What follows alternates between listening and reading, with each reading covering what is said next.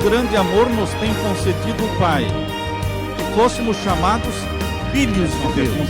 Eu e você temos que responder para nós mesmos: que farei de Jesus? Chamado o livro de Testemunhos, volume 9, página 189, diz assim: se nos humilhássemos perante o Senhor e fôssemos bondosos, o mexeriqueiro descobre o segredo. Deus dá e Deus cobra, mas Deus não cobra nada que Ele não deu antes.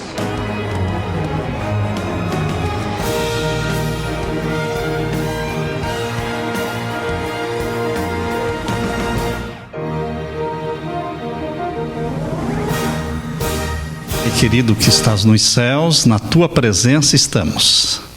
O Senhor ouviu aqui os pedidos e os agradecimentos. Pedimos que em tua misericórdia o Senhor aceite os agradecimentos e atenda aos pedidos do teu povo, dos teus filhos, de todos aqueles que clamam pelo teu nome, que se achegam a ti em busca de bondade, de misericórdia, de santidade, de cura, de perdão. Derrama sobre nós o Espírito Santo. Abre a nossa mente para entendermos a tua mensagem presente para os nossos dias. Em nome de Jesus. Amém. Amém. Então hoje nós vamos estudar com vocês o capítulo 10 do livro Eventos Finais. O capítulo 10 está falando sobre o pequeno tempo de angústia. O pequeno tempo de angústia antecede o fechamento da porta da graça. O grande tempo de angústia, angústia chamada de angústia de Jacó, virá após o fechamento da porta da graça. Mas a angústia qual nunca houve, tem o seu início antes do fechamento da porta da graça, no período em que o decreto dominical for aprovado neste país e se espalhar pelo mundo todo, tornando-se universal. Então, no capítulo 10 começa assim, na página 85. O primeiro pensamento diz assim: um tempo de angústia antes que termine o tempo da graça. Este é o tempo do peneiramento da igreja, será o tempo da sacudidura da igreja. Até lá o joio ficará com o trigo. E quando os discípulos perguntaram para Jesus: o Senhor quer que a gente arranque o joio? Jesus disse: não, porque vocês poderão arrancar o trigo também. Deixe que o joio cresça com o trigo, e então virá o tempo da colheita. Queridos, o tempo da sacudidura, que será após o decreto dominical, será um período então em que a igreja de Deus será purificada, porque aí será joeirada e o joio sairá e o trigo permanecerá. Esse período é chamado de um pequeno tempo de angústia. O texto que vamos ler está no livro Primeiros Escritos, página 33. Ao início do tempo de angústia, fomos cheios do Espírito Santo, ao sairmos para proclamar o sábado mais amplamente. Estão percebendo? O momento em que sair o decreto dominical será o momento em que o povo de Deus, de uma forma mais ampla e mais forte, mais enfática, proclamará a verdade do sábado. Por isso, Deus está falando através da sua serva: ao início do tempo de angústia, fomos cheios do Espírito Santo, ao sairmos para proclamar o sábado mais amplamente. Por quê? A mensagem do terceiro anjo, ela fala especificamente do sábado, o sinal do Deus vivo, em oposição ao sinal da besta. Essa visão foi dada em 1847, quando existiam poucos guardadores do sábado. E naquele tempo, pouco imaginavam eles de que o sábado fosse tão importante. Quando o movimento adventista começou, eles não achavam que o sábado fosse tão importante que seria o ponto de litígio, seria a pedra de toque no tempo final, fazendo a separação entre os que servem a Deus e os que não servem a Deus. Pouco a pouco o assunto foi amadurecendo e o povo de Deus foi entendendo quão importante é a questão do sábado. O início do tempo de angústia, aqui mencionado, não se refere ao tempo em que as pragas começarão a cair, mas a um breve período, pouco antes, enquanto Cristo ainda está no santuário, intercedendo.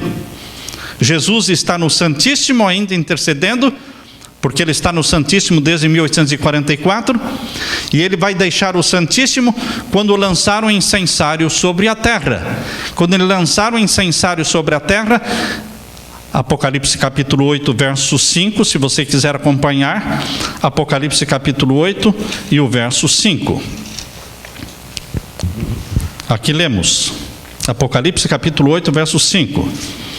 E o anjo tomou o incensário. Este anjo é o anjo do concerto, é Jesus, aquele que segura o incensário de ouro na mão. Porque anjo, verdadeiramente anjo, não é intercessor. Mas o anjo do concerto, que é Jesus, ele é o nosso intercessor. É ele quem tem nas mãos o incensário de ouro. Antes dele lançar o incensário sobre a terra, ele faz uma grande e enorme intercessão, que nós chamamos de a última intercessão de Jesus a favor do seu povo. E essa última intercessão está exatamente no verso 3 e 4. Aí lemos: e veio outro anjo, que é o anjo do concerto, mencionado também em Malaquias capítulo 3, verso 1, fala de Jesus Cristo como sendo anjo, não é?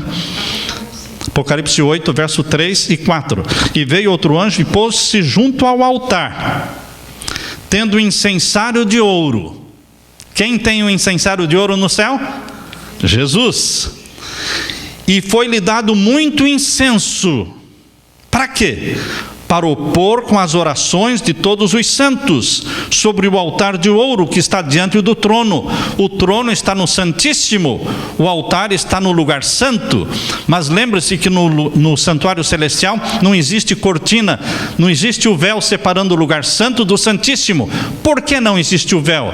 Porque lá em Hebreus diz que o véu do santuário celestial é a carne de nosso Senhor Jesus Cristo, que foi rasgada, e no momento em que foi dilacerada a carne de Jesus na cruz do Calvário, rasgou-se o véu que separava o lugar santo do Santíssimo. Portanto, queridos, no santuário do céu, o lugar santo e o Santíssimo, eles não estão separados. Ali está o altar de ouro, ali está o altar de incenso, ali está o incensário de ouro na mão de Jesus, e ele intercede junto ao trono, junto ao Pai. E aqui diz o verso 4: e o fumo do incenso subiu com as orações dos santos, desde a mão do anjo até diante de Deus, o Pai. Depois que ele fez esta grande intercessão, que nós podemos chamar esta a conversão da grande multidão da hora 1/10, porque foi muito incenso. E então vem agora o verso 5. E o anjo, o mesmo, tomou o incensário de ouro, e o encheu, não de incenso agora. Verso 5 diz que o encheu de fogo do altar. Agora não é intercessão. Intercessão é o incensário com o incenso. Agora o incensário cheio do fogo do altar. Não é para interceder, mas para quê? E o lançou sobre a terra, para jogar sobre a terra. E então houve vozes e trovões e relâmpagos e terremotos. E então, a partir do verso 6, vêm as tragédias e desgraças e destruições da terra anunciadas nas trombetas. Queridos, quando Jesus Cristo lança o incensário sobre a terra, no livro Primeiros Escritos, Ellen White fala, ele diz: está feito. Página 279 do Primeiros Escritos. Quando ele lança o incensário sobre a terra, ele diz: está feito. Que o justo permaneça na sua justiça e que o imundo continue na sua imundícia. Então ele sai do Santíssimo e se demora ainda um pouco de tempo no lugar santo. Enquanto ele se demora no lugar santo, as destruições e as tragédias na terra estão acontecendo, porque Deus tirou, ou melhor, Deus autorizou os 4 anjos que estavam segurando os 4 ventos, que soltassem os 4 ventos. E a terra começa a ser destruída. Quando você lê aqui a questão das 7 trombetas, a destruição é feita, terça parte disso, terça parte daquilo, terça parte daquilo, a terça parte de cada coisa será destruída, a partir do verso 6. Queridos, aqui diz então que quando Jesus Cristo ainda está no santuário, haverá um tempo de angústia, antes dele sair do santuário. É a angústia que antecede ao fechamento da porta da graça. Vamos ler então aqui de novo este primeiro texto, no meio do primeiro texto, primeiro parágrafo, que diz: o início do tempo de angústia ali mencionado não se refere ao tempo em que as pragas começarão a ser derramadas, não, mas a um breve período pouco antes, enquanto Cristo está no santuário. Quando for aprovado o decreto dominical e o povo de Deus estiver sendo perseguido, Jesus Cristo ainda está no santuário intercedendo, porque é o tempo da maior conversão de todos os tempos. É o momento.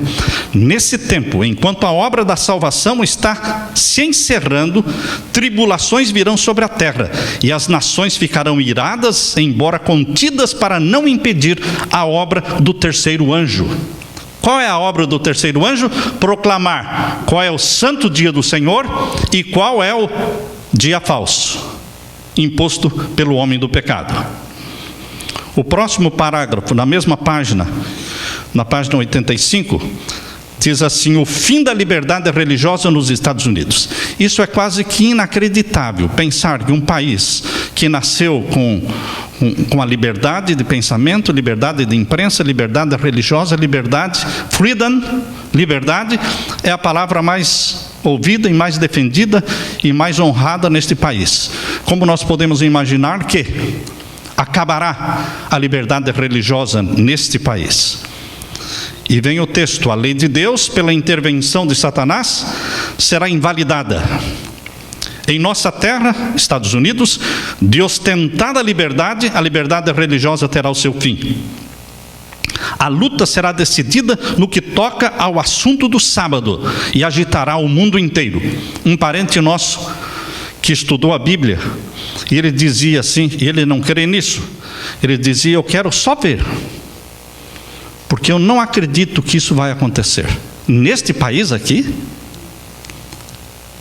ter perseguição, acabar a liberdade, como vocês estão pregando, queridos, então muitos estão esperando para ver. Uma grande crise aguarda o povo de Deus. Muito em breve, nossa nação procurará impor a todos a observância do primeiro dia da semana como dia sagrado. Ao fazer isso, não hesitarão em compelir as pessoas contra a voz da própria consciência a observarem o dia que a nação declara ser o sábado. Os adventistas do sétimo dia travarão a batalha pelo sábado. As autoridades dos Estados Unidos e em outros países se levantarão em seu orgulho e poder e farão leis para restringir a liberdade religiosa.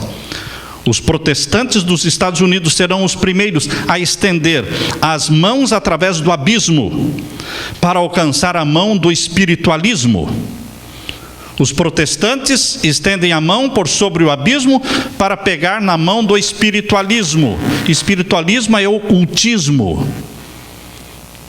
Lembrem-se que nós já mencionamos aqui que o espiritualismo inclui todas as sociedades secretas do mundo, Rosacruzes, maçonaria, todas as sociedades secretas do mundo, satanismo, tudo está dentro do espiritualismo. Estenderão a mão por sobre o abismo para apanhar a mão do espiritualismo, estender-se-ão por sobre o abismo para dar mãos ao poder católico. E sob a influência dessa tríplice união, essa tríplice aliança, papado, protestantismo e espiritualismo, esse país seguirá as pegadas de Roma, desprezando os direitos da consciência. Isso vai acontecer. Não é difícil imaginar que vai acontecer, porque o governo dos Estados Unidos é um governo espiritualista, não é um governo espiritual. Não confundam espiritual com espiritualista. Espiritual é uma pessoa que ama Deus, que gosta da Bíblia, mas espiritualista é aquele que gosta do ocultismo. E a religião do governo americano é a maçonaria. E o Deus do governo americano é realmente o Deus Osíris, o Deus Sol, representado pelo obelisco de Washington, no monumento de Washington. Nós já mencionamos aqui que na frente da Basílica de São Pedro tem um obelisco. O artigo mais antigo que existe no Vaticano é este obelisco que está na frente da Basílica de São Pedro. É do tempo de Moisés. Foi transportado para Roma e foi colocado no centro do Circo de Nero, porque o Circo de Nero ficava ali onde é o Vaticano hoje. E em 1582, eles transferiram do local onde era o Circo de Nero e trouxeram para o centro da Praça da Basílica de São Pedro, em 1582, representando o Deus adorado pelo Vaticano, o Deus Sol. E aqui temos, em frente ao Capitólio, o monumento a Washington, que é um obelisco maior do mundo, representando o Deus do governo americano. Interessante, queridos, que o espiritualismo envolveu não só o governo americano, mas também os protestantes. Porque hoje os mais poderosos e influentes pastores protestantes dos Estados Unidos são maçons. Inclusive Billy Graham, ele é maçom. Então, o protestantismo está hoje de mãos dadas com o espiritualismo. E o catolicismo está de mãos dadas com o espiritualismo, porque de 1963 para cá, através de Papa João XXIII e o Concílio Vaticano II, as portas se abriram do Vaticano para a maçonaria. E fundou-se uma loja maçônica dentro do Vaticano, loja P2. Queridos, o espiritualismo uniria Roma com Estados Unidos, o catolicismo com o protestantismo. Espíritos imundos. Na página 86, a igreja e o Estado se opõem ao povo de Deus. Todos quantos não se curvarem ao decreto dos concílios nacionais e obedecerem às leis nacionais, para exaltar o sábado instituído pelo homem do pecado, para menosprezar o santo dia de Deus, sentirão não somente o poder opressivo do papado, mas do mundo protestante, a imagem da besta. O protestantismo perseguirá o povo de Deus da mesma forma como o papado perseguiu o povo de Deus durante a Idade Média. O que eles faziam durante as inquisições da Idade Média, a Inquisição espanhola, a Inquisição romana, a Inquisição huguenote, a Inquisição valdense, destruindo vidas, o mesmo será feito também quando for imposto o decreto dominical. Só que isso será feito através dos protestantes, em homenagem ao papado. As igrejas protestantes se unirão com o poder papal para perseguir o povo de Deus que guarda os mandamentos. Esse poder semelhante a um cordeiro, que está lá em Apocalipse, capítulo 13, não é? Capítulo 13, verso 11, diz: e vi subir da terra outra besta, e tinha 2 chifres semelhantes aos de um cordeiro, e falava como o dragão. Viu subir da terra uma outra besta. Este animal que subiu da terra parecia cordeiro, tinha 2 chifres. O único animal que tem 2 chifres e que se parece com um cordeiro, mas não é cordeiro, é o bode. E o bode é o Deus, representa o Deus da maçonaria, do espiritualismo. Baphomet, que é o bode com seu chifre, era o Deus adorado na Cabala, foi o Deus adorado pelos templários, é o Deus adorado na maçonaria. Queridos, a profecia foi exata. Parece cordeiro, mas tem voz de dragão, porque esse bode representa Satanás. Mas por que Satanás estaria sendo representado por um bode? Ele sempre foi representado por um bode, desde o Antigo Testamento. Lembram-se que um bode era morto representando Jesus, para fazer a purificação do santuário. Mas um outro bode não era morto. Era lançado sorte e ele era o Azazel, para representar Satanás. Então a maçonaria tirou de dentro da Bíblia um símbolo para o Deus que eles adoram. Aqui diz ainda na página 86: a igreja apelará para o braço forte do poder civil. A igreja não pode fazer nada sem o apoio civil. A igreja não tem um exército para lutar suas batalhas. Ela tem que apelar para o braço do poder civil. Na Idade Média, o Vaticano não tinha um exército para batalhar suas guerras, mas ele usou o exército francês. Começou com Clovis, o primeiro rei franco, que se converteu ao papado e colocou à disposição do papado o exército. E esta batalha papal, usando o exército francês, durou mais de 1000 anos. Acabou no tempo de Napoleão Bonaparte, em 1798. Agora, novamente, no tempo do fim, quem vai guerrear as batalhas papais? O exército americano guerreia as batalhas papais.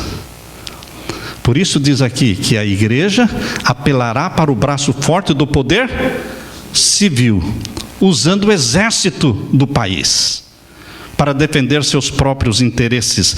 A igreja apelará para o braço forte do poder civil, e nessa obra se unirão quem?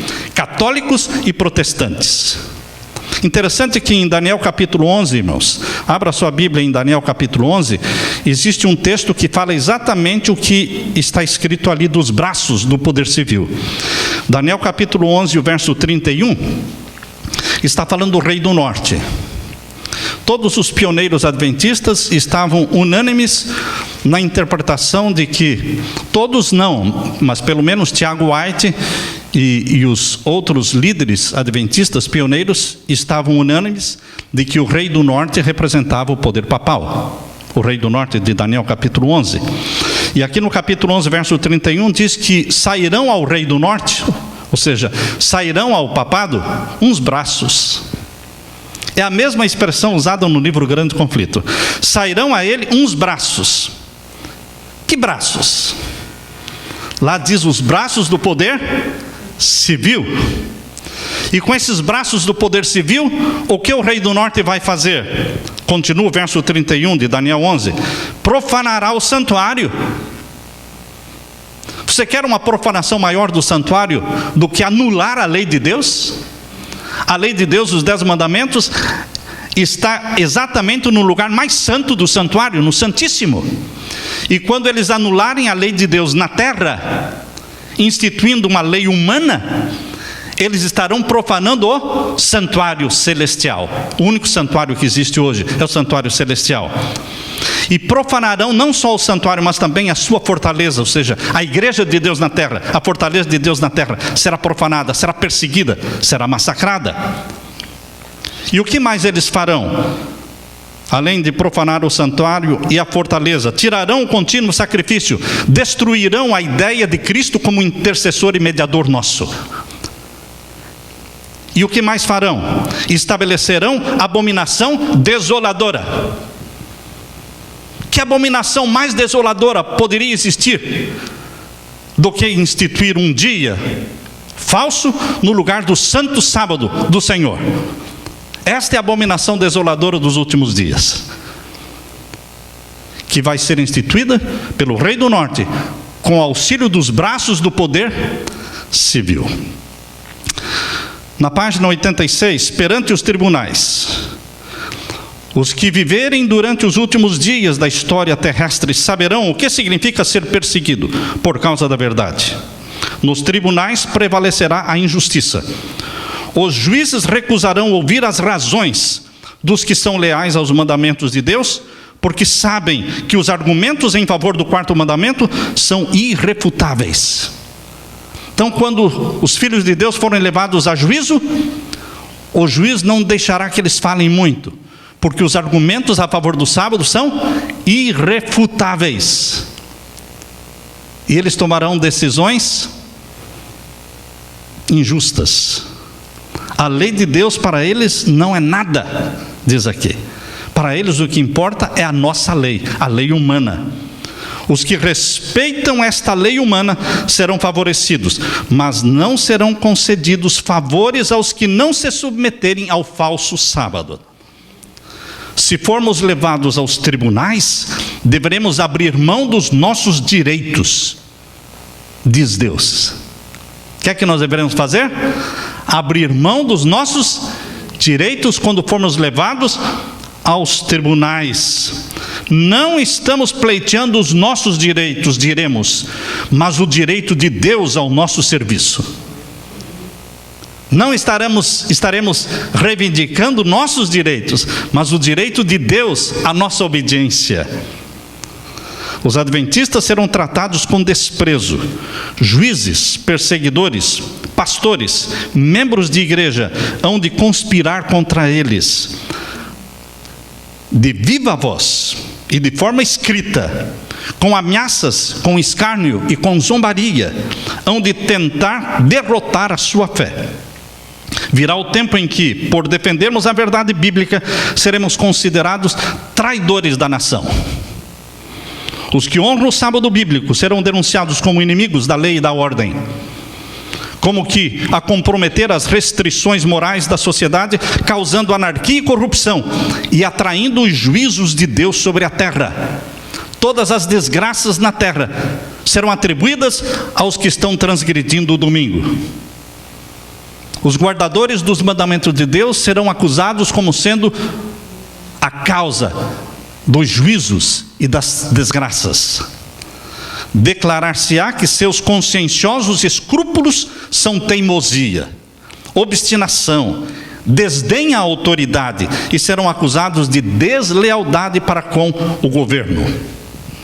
As perseguições dos protestantes pelo catolicismo na Idade Média serão mais que igualadas quando o protestantismo e o papado se unirem no tempo do fim.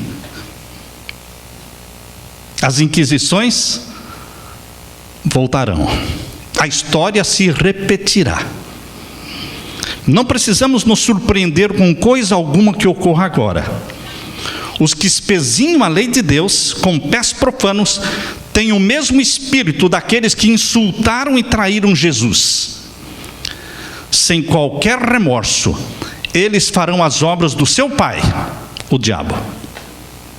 Ainda na página 87, as riquezas acumuladas logo serão inúteis.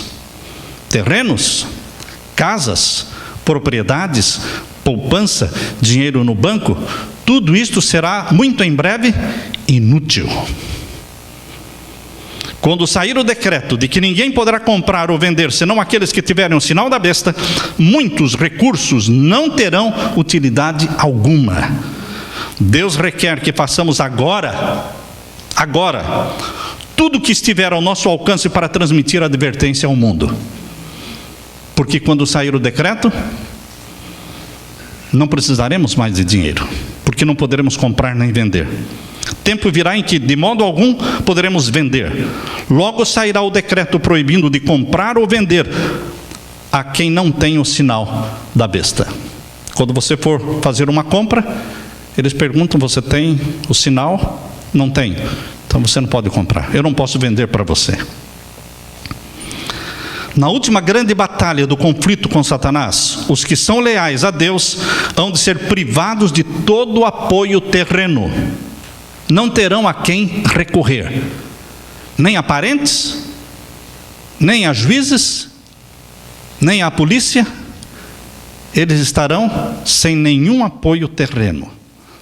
Satanás diz: pelo temor de que lhes venha a faltar comida e vestuário, eles se unirão com o mundo na transgressão da lei de Deus, e a terra estará inteiramente sob o meu domínio. Satanás domina as pessoas pelo medo de passar fome, medo de não ter o que vestir, medo de não ter onde dormir. Mas o povo de Deus não tem medo. Porque lá na primeira carta de João diz que o amor de Deus expulsa fora o medo. Deus elimina o medo na sua vida. Medo de ficar pobre, medo de ficar doente, medo de passar fome, medo. O amor de Deus expulsa e nos prepara para um tempo em que Satanás usará muito forte a arma do medo, mas não terá nenhum efeito com você ou comigo, porque nós fomos vacinados contra o medo.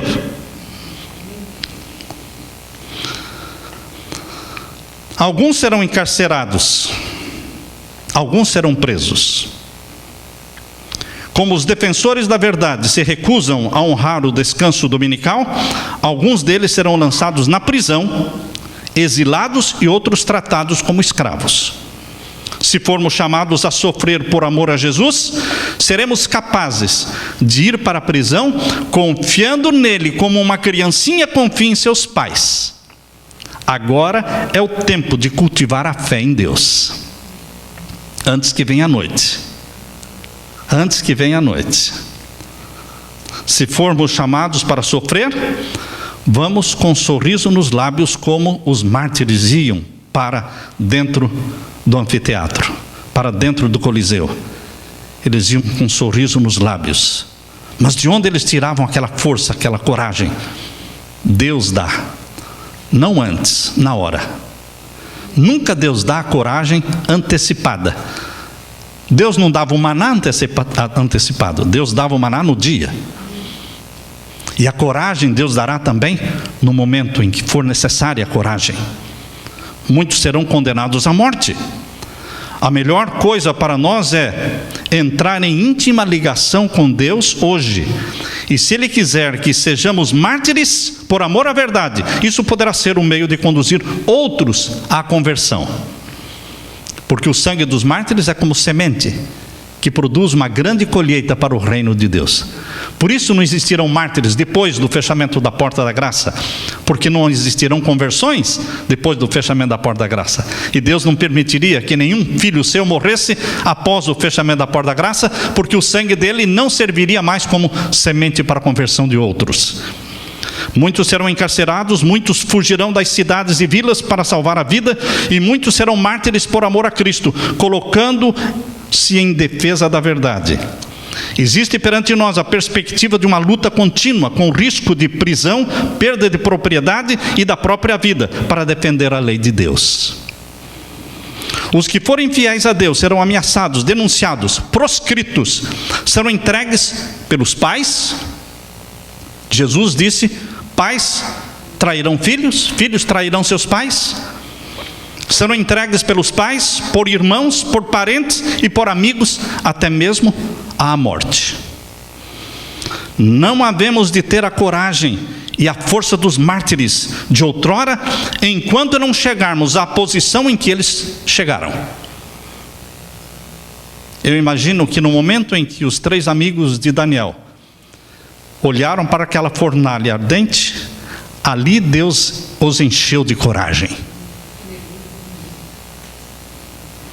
Não tem outra explicação. Não tem como entender porque os mártires eram queimados cantando.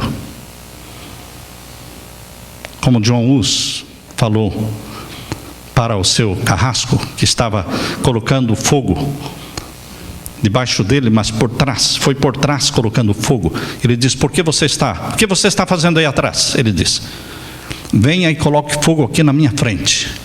Se eu tivesse medo, eu não estaria aqui. Isso é uma coragem que o Espírito Santo dá, não antes, mas na hora. Os discípulos não foram revestidos da coragem e força dos mártires, senão quando essa graça se tornou necessária. Notaremos que precisamos desprender-nos de todas as mãos. Temos que largar todas as outras mãos, exceto a mão de Jesus. Amigos se mostrarão perigosos e nos trairão. Parentes enganados pelo inimigo julgarão prestar serviço a Deus, opondo-se a nós e fazendo o máximo esforço para nos colocar em situações difíceis, esperando que neguemos a nossa fé. Em meio, porém, das trevas e do perigo, podemos depositar nossa mão segura na mão de Jesus. A única maneira pela qual as pessoas poderão permanecer firmes no conflito é estarem arraigadas e firmadas em Jesus. Não existe outra solução, só Jesus. Por causa da sua fé, muitos serão privados de um lar, serão privados de heranças neste mundo, mas se entregarem o coração a Jesus, ainda poderão encher-se de alegria, mesmo sem o lar, mesmo sem herança. Em vários lugares, ao ser incitada a hostilidade contra os que observam o sábado do Senhor, talvez se torne necessário que o povo de Deus se mude desses lugares para outros lugares em que não sejam combatidos tão severamente, porque a severidade não será igual no mundo todo. Tem lugar que será maior, outros menor severidade. Deus não requer que os seus filhos permaneçam onde estão, se a sua vida está sendo exposta ao perigo. Quando a liberdade e a vida correm perigo, não é meramente nosso privilégio, mas nosso claro dever ir para lugares em que as pessoas estejam dispostas a ouvir a palavra da vida e onde as oportunidades para pregar a palavra sejam mais favoráveis. Quando uma porta se fechar aqui, Jesus disse: não insistam, vão para outro lugar. Logo chegará o tempo em que o povo de Deus, por causa da perseguição, será espalhado em muitos países. Às vezes ficamos fazendo planos de nos reunirmos todos num lugar, ou num campo, ou numa montanha. Mas lembre-se que na hora da perseguição, o povo de Deus será espalhado em muitos países. E provavelmente nós teremos que enfrentar e responder pela nossa fé individualmente. Olhar para os lados, não ver o pai, não ver o pastor, não ver o ancião. E agora, você responderá pela sua fé. Agora é o tempo de você fortalecer essa fé.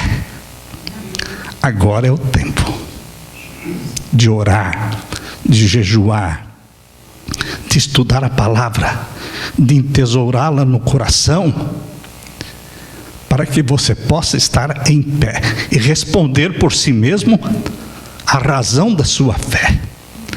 Por que você guarda este dia? Queridos, quando a tempestade da perseguição irromper sobre nós, as ovelhas genuínas ouvirão a voz do verdadeiro pastor. Serão feitos esforços abnegados para salvar os perdidos.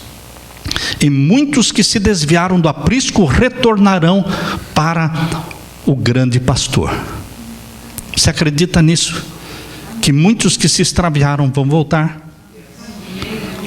Que os filhos pelos quais você orou, que os filhos pelos quais você jejuou, e que permaneceram longe de Deus e longe dos caminhos de Deus por muitos anos, mas você nunca deixou de orar e jejuar por eles, eles voltarão. Eles voltarão. Por isso Jesus vai fazer uma grande intercessão com muito incenso antes de jogar fora o incensário de ouro. O povo de Deus se unirá e apresentará ao inimigo uma frente unida.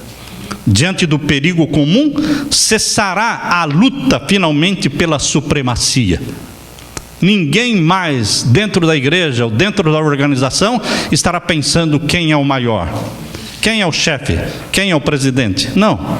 Cessará a luta pela supremacia. Não haverá disputa sobre quem será considerado o maior.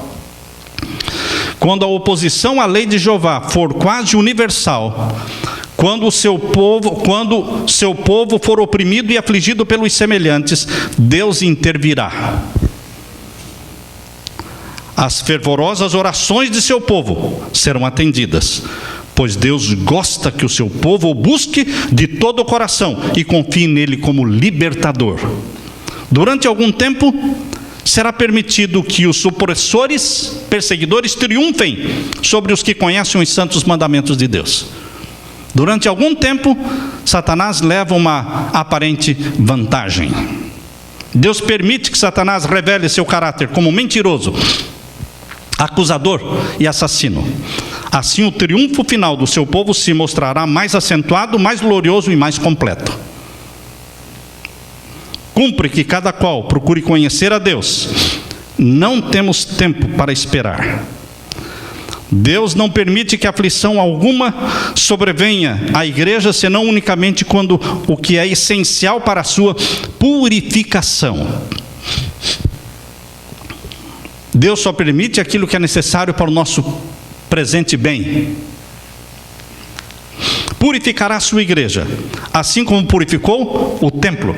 Lembram-se de Jesus quando purificou o templo? Pois bem, Deus purificará a sua igreja também. Tudo o que Ele traz sobre a igreja em forma de provações e aflições é com o objetivo de fazer seu próprio povo adquirir mais profunda piedade, mais força para levar a todas as partes do mundo as vitórias da cruz de Jesus. Aflições, cruzes, tentações, adversidades e nossas várias provações são os agentes divinos. As obreiras de Deus são as provações para nos purificar, para nos fortalecer e para que você e eu brilhemos como ouro provado no fogo, revelando o caráter de Jesus. Amém? Amém. Que a graça de Deus esteja com você. Aleluia.